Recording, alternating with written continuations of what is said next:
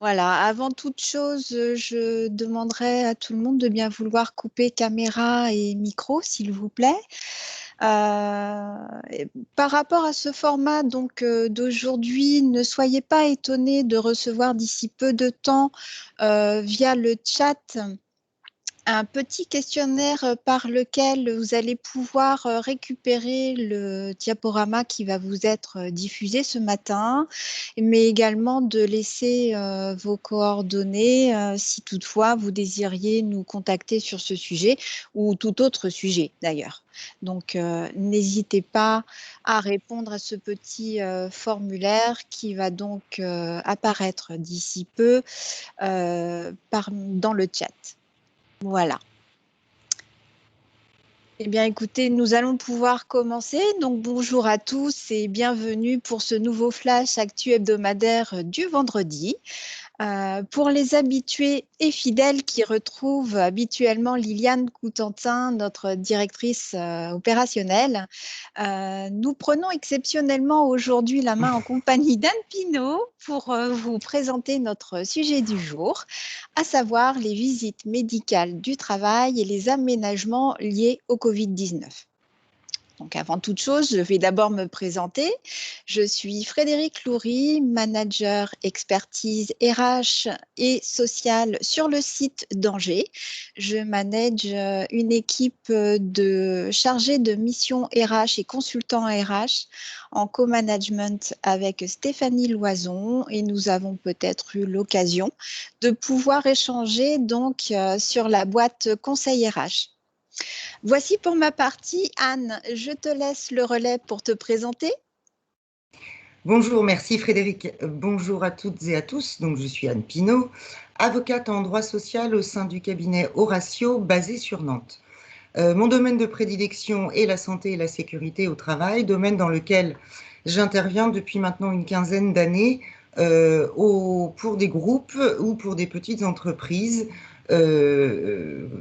tant en conseil qu'en contentieux. Voilà. Très bien, merci Anne. Maintenant que les présentations sont faites, venons au vif du sujet, les visites médicales. Alors en tout premier lieu, pourquoi s'inscrire à un organisme de la médecine du travail? Eh bien, nous sommes ici face à deux obligations. La toute première, je dirais que c'est celle des salariés qui doivent se soumettre à des visites médicales de travail obligatoires, visant bien sûr à vérifier l'aptitude qu'ils ont à exercer leur activité professionnelle.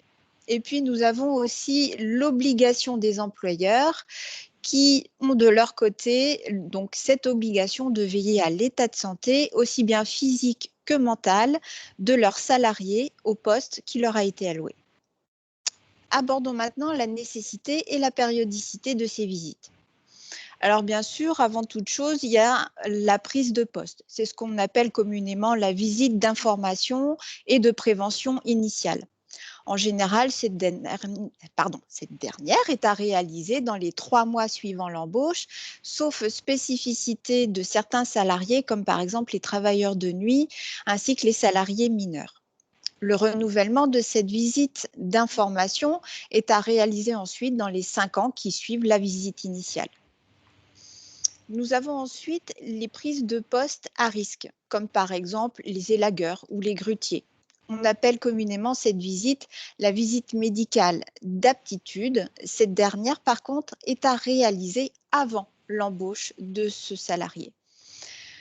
Alors, nous avons bien sûr le renouvellement aussi de cette visite d'aptitude qui, elle, doit se réaliser dans les 4 ans qui suivent la visite initiale, mais il se peut aussi qu'en fonction du métier exercé par le salarié, il y ait une visite intermédiaire à réaliser en fonction donc du poste à risque et qui, elle, du coup, se fera tous les 2 ans. Et puis, nous avons une particularité de salariés, ceux exposés notamment aux rayons ionisants, dont la visite médicale sera plutôt, elle, annuelle. Voilà.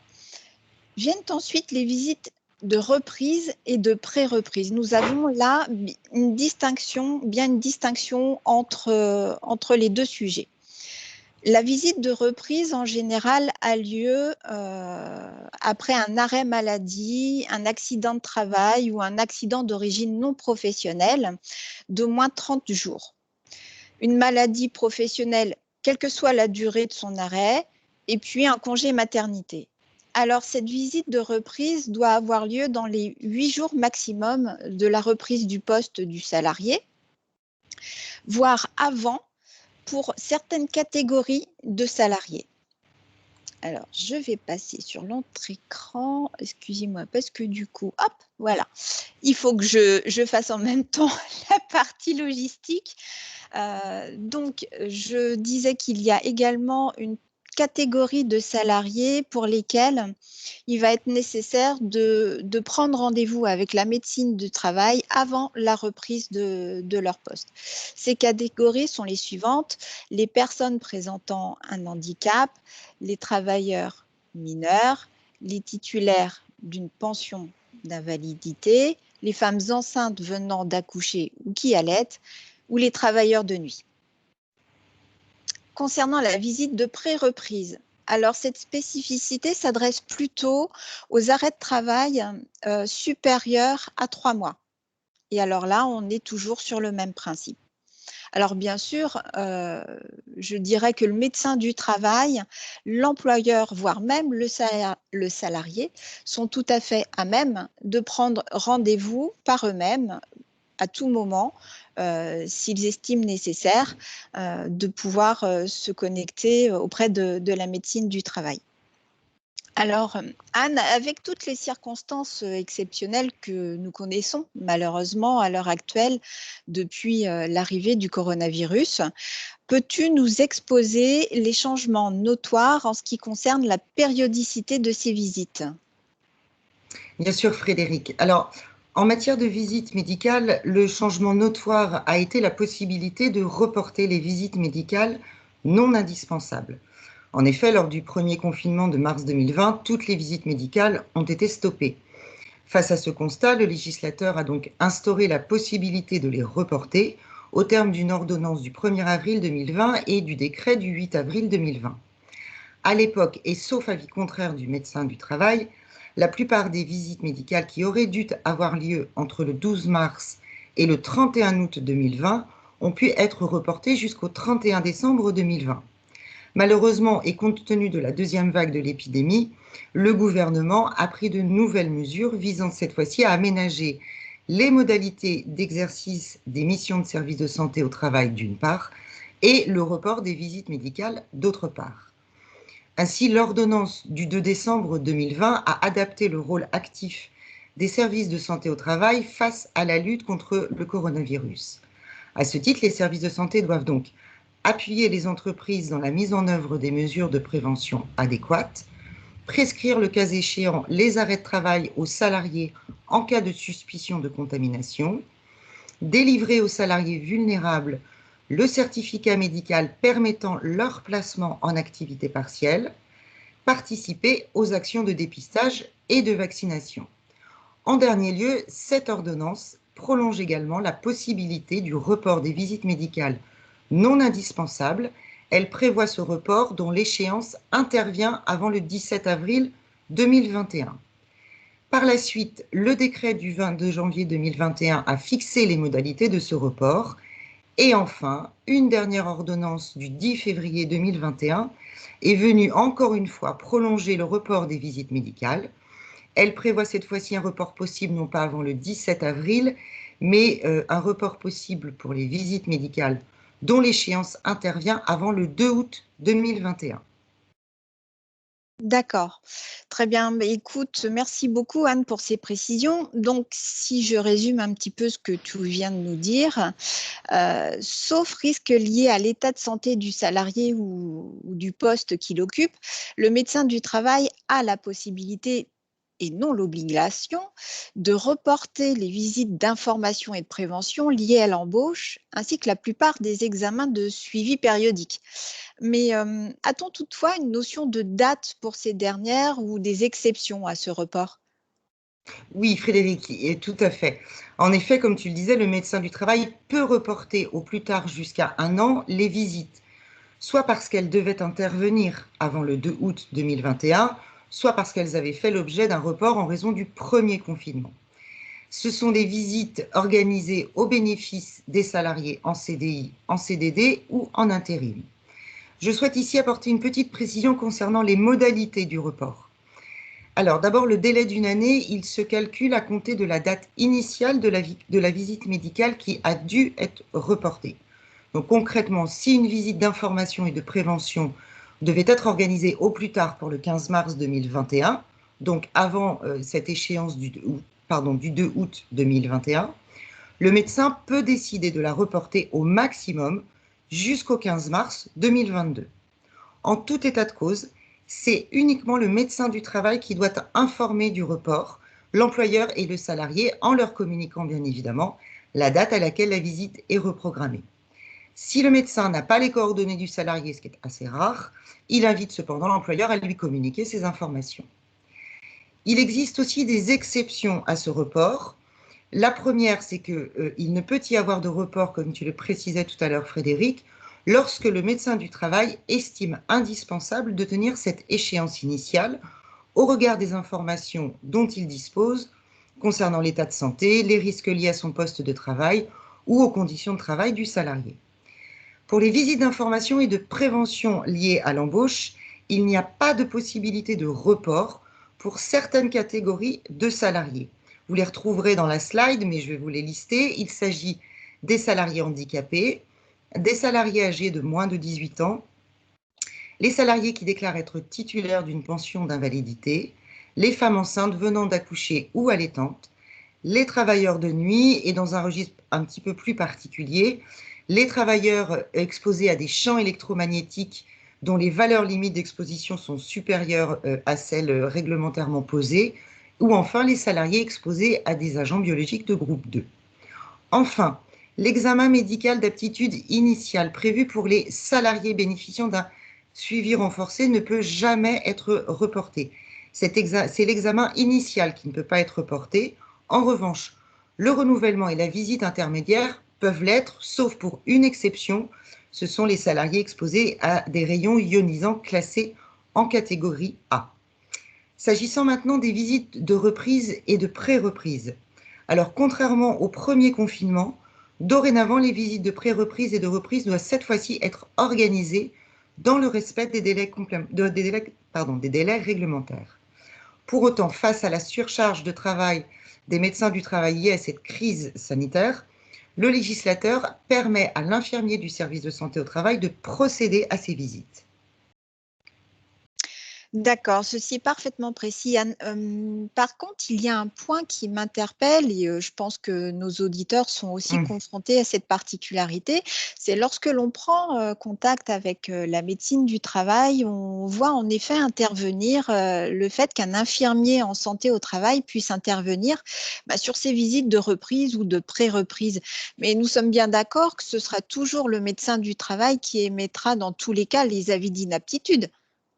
Oui, bien évidemment, tout à fait Frédéric, effectivement. C'est le médecin du travail qui garde la main sur les préconisations médicales, les recommandations pour l'aménagement du poste, le reclassement. C'est en tout état de cause lui qui peut prononcer et signer l'avis d'inaptitude. Et cette possibilité de faire intervenir l'infirmier pour les visites de reprise ou de pré-reprise est de toute façon soumise également à l'établissement d'un protocole écrit au sein du service de santé au travail.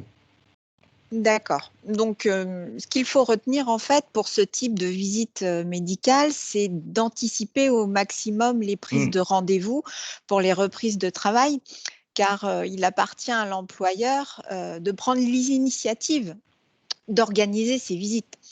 Nous sommes bien ici, bien sûr, en état de présence d'une suspension de contrat de travail qui nécessite une prise de contact incontournable auprès du médecin du travail et un non-report de la visite, comme tu le disais, Anne, non possible de la visite de reprise qui pourrait donc être préjudiciable à l'employeur. Oui, tu as tout à fait raison, Frédéric. Mais Frédéric, au vu de ces changements en perspective et en tant qu'expert en conseil RH, est-ce que tu pourrais conseiller à nos auditeurs pour respecter leurs obligations de sécurité en tant qu'employeur vis-à-vis de ces visites? Eh bien, je partirais de la liste des salariés encore présents dans l'entreprise, y compris les salariés qui sont en arrêt de travail. Et je ferai nominativement l'inventaire de la date de leur dernière visite en me posant des questions clés, qui sont notamment quelles sont les dernières embauches datant de moins de 3 mois, quels sont leurs profils de poste, occupent-ils des postes à risque, quelle est la date de leur dernière visite d'aptitude ou de leur visite initiale, quelle est la date de leur dernier examen médical au cours des 24 mois qui précèdent l'embauche pour un poste identique, puisqu'on n'est pas forcément du coup obligé d'avoir une visite médicale. Et puis, quelle est la date de leur dernière visite médicale pour les salariés déjà en poste, surtout, avant le 1er avril 2020. Alors, attention, comme tu le disais, Anne, pour les contrats à durée déterminée, c'est le médecin du travail qui agit sur la date du report ou non, mais en fonction de certains critères, comme on a pu en parler auparavant, donc notamment le poste, le profil et l'examen antérieur. En cas de doute, il ne faudra surtout pas hésiter à contacter la médecine du travail, de communiquer ou de mettre à jour sur leur portail de connexion la liste des salariés afin d'obtenir une date d'examen ou de report. Et bien sûr, comme tu pouvais le dire en amont, Anne, d'en informer surtout les salariés. Après, je vais revenir également sur une partie des risques qui vont également être engendrés par l'arrivée de la Covid-19 et que l'on n'évoque pas encore forcément à ce jour. C'est notamment sur les matières de télétravail qui auparavant étaient délaissées et qui, on a bien vu lors de nos plusieurs confinements, est en forte croissance.